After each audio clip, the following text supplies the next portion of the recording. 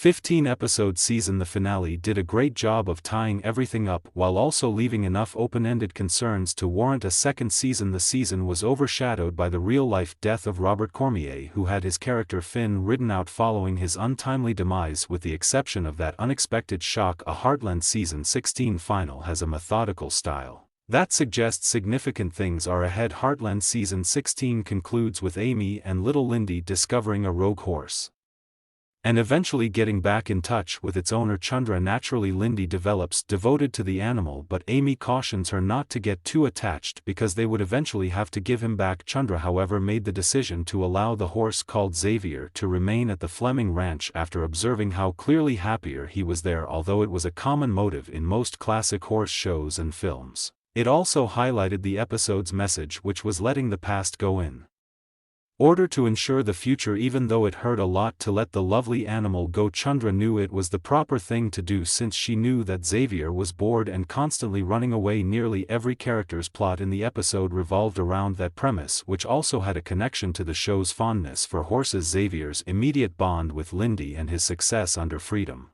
will undoubtedly be far more significant in the future. Georgie returned for the 16th season of Heartland with a renewed sense of fervor and resolve following her absence in the previous season. The famous horse jumper was still greatly affected by her terrifying accident and the hardship that followed, and she looked for ways to get over her paralyzing fear. Georgie receives an offer from a renowned trainer in Brussels in the season 16 finale, one that could help her resolve her problems and actually get back in the saddle. Despite Quinn's proposal, she debated her options throughout the episode and ultimately decided.